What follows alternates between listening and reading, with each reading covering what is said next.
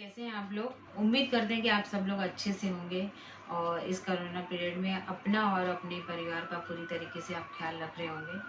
आज मैं एक इम्पॉर्टेंट पॉइंट आप लोगों के लिए लेके आई हूँ और वो है कि एग्ज़ाम में कैसे लिखा जाता है। तो वैसे तो सब लोग एग्ज़ाम देते हैं, सबको एक्सपीरियंस है, लेकिन कुछ टिप्स मैं आप लोग के लिए लेके आई हूँ। अगर आप वो फॉलो करेंगे तो डेफिनेटली 20 to 30% आप अपने मार्क्स को इंक्रीज कर सकते हैं। तो सबसे पहले जब भी आपका एग्ज़ाम होता है, रिटन एग्ज़ाम होता है, तो हाफ एन आवर पहले ही आपको एग्जामिनेशन सेंटर पे पहुंच जाना चाहिए और 10 मिनट पहले ही अपनी सीट पे जाके सारी जो रिक्वायरमेंट है उसको फुलफिल कर देना चाहिए।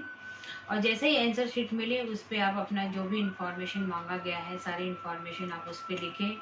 साइड में आप लाइनिंग भी पूरा कर लीजिए आंसर शीट में दोनों तरफ से, ताकि मार्जिन बराबर बनी रहे।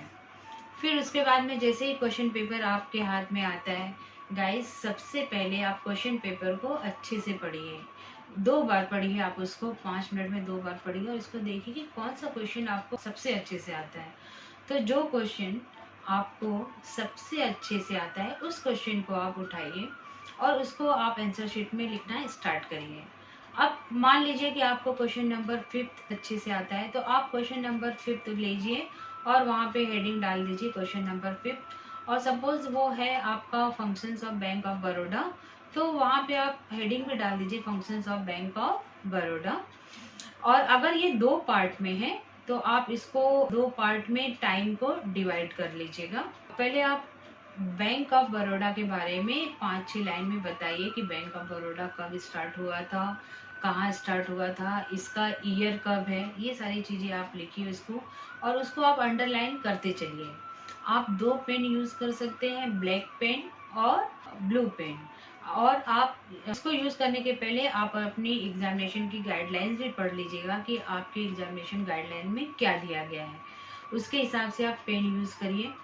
और उसके बाद में फिर जब आपने बैंक ऑफ बड़ौदा के बारे में बताया तो फिर उसके बाद में आप हेडिंग डालिए functions of bank of Baroda. और उसके बाद में फिर सारे फंक्शंस को आप पैराग्राफ में मत लिखिए, आप उस पैराग्राफ को पॉइंट्स में बदल दीजिए। ऑलरेडी फंक्शंस में पॉइंट आते ही हैं, तो पहले आप सारे पॉइंट्स 1 बाय 1 करके लिख लीजिए और उसके बाद में एक एक पॉइंट को लीजिए और उसको एक्सप्लेन करते चलिए। और इन बिटवीन अपने टाइम को भी देखते चलिए कि आपके पास कितना टाइम बच रहा है। फिर आप क्या करेंगे कि इस पॉइंट्स को आप चार्ट और डायग्राम में भी चेंज कर सकते हैं अगर आपके पास टाइम हो। और बैंक ऑफ बड़ौदा का आप लोगो भी बना सकते हैं टाइम के हिसाब से, क्योंकि टाइम देखना आपके लिए बहुत ज़रूरी है। फिर इन सारी चीज़ें करने के बाद जब आपने देख लिया मार्क्स के हिसाब से आपने लिखा, तो लास्ट में आपको कंक्लूजन लिखना बहुत ज़रूरी होता है। कंक्लूजन मतलब आप इस क्वेश्चन के बारे में क्या सोचते हो और आप अपनी ओपिनियन भी इसमें दे सकते हो कि क्या होना चाहिए। इसको लिखने के बाद फिर जब आप सेकंड क्वेश्चन स्टार्ट करेंगे तो आप सेकंड पेज से सेकंड क्वेश्चन स्टार्ट करिएगा। और एक बात का ध्यान रखिएगा कि first impression is the last one. पहला क्वेश्चन वही हमेशा लीजिएगा जो आपको सबसे अच्छे से आता हो।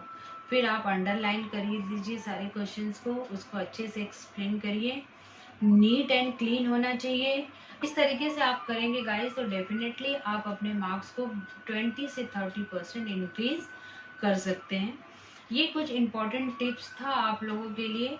अगर आप लोगों को ये अच्छा लगा हो तो अपने फ्रेंड्स को भी शेयर कर दीजिए और लाइक एंड सब्सक्राइब कर दीजिए, ताकि आपको इसी तरीके से कुछ वीडियो आप लोगों के लिए प्रिपेयर करती रहूँगी। हे गाइस, अगर आपको अच्छा लगा हो तो आप मेरे चैनल को लाइक और सब्सक्राइब कर लीजिए और अपने फ्रेंड्स को भी भेजिए ताकि उनको थोड़ी हेल्प हो जाए।